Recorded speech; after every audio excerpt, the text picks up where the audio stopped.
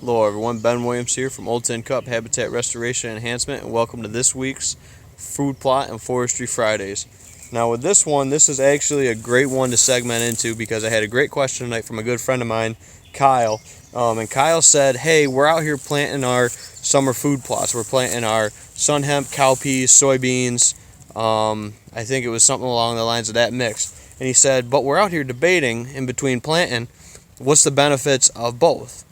Or what's the plus and minus of a warm season food plot like that? Or his example was an old field type habitat. He said, what's the big difference? What should we be doing? The correct answer is there is no correct answer. That's the biggest straightforward, honest answer I can give anybody asking a specific question. What works for one property isn't necessarily going to work for another property, isn't going to work for another property. There's too many variables in there. However, I'm going to outline my big two benefits for each of them, and probably going to find more benefits from the old field, but we're going to dive into them. So these warm season plots, they are very beneficial.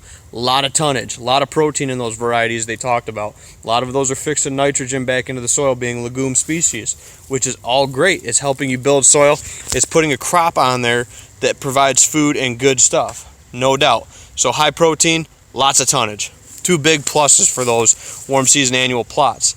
However, a couple drawbacks to them.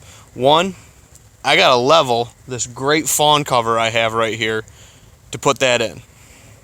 That's a downside to it. However, people say that this isn't providing food for deer. Now, as we talk about with all these episodes, and as I look around right in this field, here is some of our fleabane that we talked about in our Weed of the Week Wednesdays. Also right here, where was it? Raspberry. More fleabane nipped off. They're even starting to hit some of this wild carrot. I just saw it. More fleabane nipped off. All that fleabane and stuff like that is good food right here. There was a wild carrot here, or Queen Anne's lace. I just lost it, that they're eating. Also, out in these old fields, you got stuff like clovers coming up naturally. This looks like a red variety of clover, maybe a white. No, it's a red. So you got all these good forbs that are coming on out here. Daisies that are out here for pollinating species. All this goldenrod that's food right now for deer as well. I mean, all this, and again, picture that I'm a fawn. And picture this is freshly tilled in Kyle's planting case today. And where am I going to hide if I'm a fawn? Now, where am I going to hide if I'm a fawn right now? I'm right down in the thick of it. Mom's got good food here. I got nice, lush, young green growth here that I can forage on when I start being able to pallet all this good green stuff. Look at these raspberries. All this stuff out here is just deer food. Look at these raspberries. Fleabane again. Goldenrod. People say deer don't eat goldenrod. I mean, there's so much benefits to an old field type habitat. And I'm not telling you to stop doing your food plots. This specifically was not mowed last year either. This was an entire stand of Queen Anne's lace and daisies last year. And now you see some of the perennials start to creep back in, some of the goldenrod, some of the other beneficial stuff. But we got some really nice fleabane out here. There is some grass out here. I'm not concerned with it. This is providing good cover. It's providing adequate structure out here for fawning and all that stuff. Escape cover, poult cover. Poults can come out here and bug. There's hundreds and hundreds of insects out here right now. Thousands of insects out here that are feeding my young baby turkeys too. That's not being provided with a warm season plot. Now, before I completely seem like I'm just bashing food plots in this one, I just want to touch on that this isn't costing me diesel fuel. This isn't costing me herbicide. I've done nothing to this plot in 2 years. And if you look down here really close, what's left of the corn stalks. 2 years ago, this was a cornfield. Believe it or not, where I'm standing, this was corn 2 years ago now. So, this is just letting Mother Nature do what she does. Bring it back to what's native and natural. Again, we could encourage more forb growth out here. We could do a warm season disking. And look at this, as I'm talking. Deer bed. I bet you there's more deer beds right out here in this stuff. Right out here in this grass. I don't want to fumble around too much in case there is a fawn out here. That's a fawn bed. Right there. Fawn bed. right in the heart of what we're talking about, guys. I'm not going to stumble around in here. There's a real nice patch of goldenrod right here I don't want to get into. But before you think that I'm just bashing food plots, I love another deer bed. Before you think I'm just bashing food plots, I'm not. I love them. I love my tractor time. I do enjoy it. Now, where this will fall short, and I told you I wasn't going to completely bash the old fields, where this old field will fall short is that specific time of the year hunting draw. Now with that soybean plot that they're putting in a sun hemp and having it work from a hunting standpoint with access in and out, dynamite.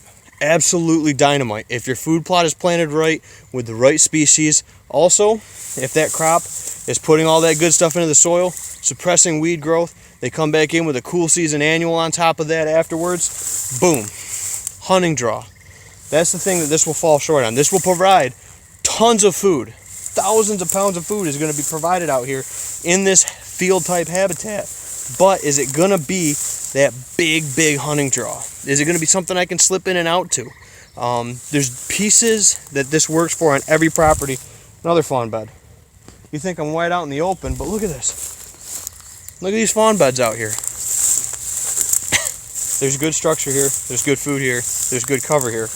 But the food plot, warm season food plots that come into their own in the cool season, soybeans, corn can be beneficial in some cases. It's kind of a quick shot into their stuff. It's not as good as, say, soybeans for providing good high quality energy for them through the wintertime, but it's still good to get some of those warm season carbs to them through corn and stuff like that.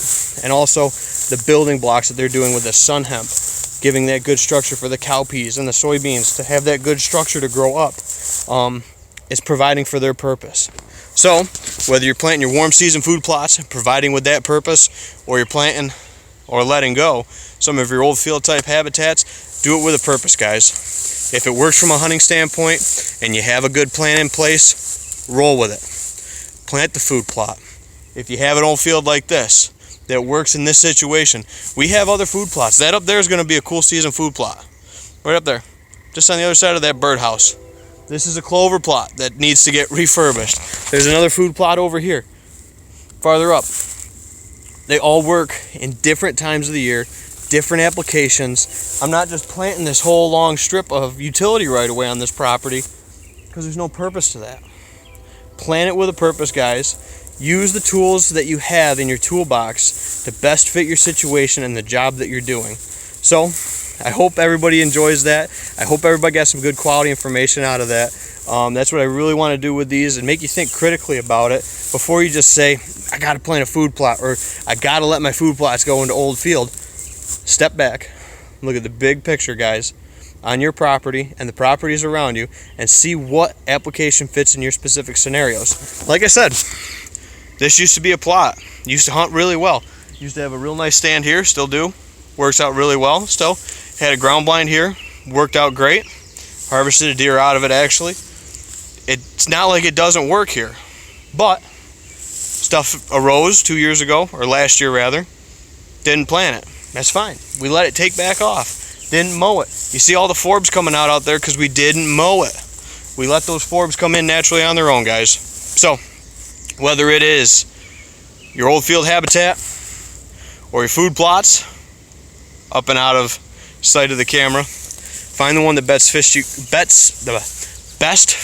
your scenario, guys. I'm doing this all in one take, no cue cards. This is straight right out of the dome. So that's my thoughts on it. If you guys have any comments on this, please drop them down below. We'd love to hear back from you guys on your feedback with this. But again, guys, plan with a purpose. Don't just do what's hot. Don't just do what the number one thing is that you read that you need to do before deer season in the latest Whitetail magazine. Pick one that fits your objectives and fits the plan and purpose for your hunting property, guys. Thanks everyone for tuning into this. Hit that like button if you like this. Drop your comments down below. We'd love to hear from you. If you haven't, hit the subscribe button so you get the updates on all of our videos. Feel free to share this information with anybody, whether it's on social media or share that YouTube link or the YouTube channel. We would love it, guys. We can't thank you. I can't thank you enough for all the support you guys give me and all the feedback you give me and the great questions getting brought in. So Kyle, thank you for this great topic. I was scratching my head trying to figure out what to do tonight, and you gave me a great one. So Thanks everyone for tuning in. This is Ben Williams for Food Plot and Forestry Fridays, and I'll see you guys all next time here in the field. Take care, guys.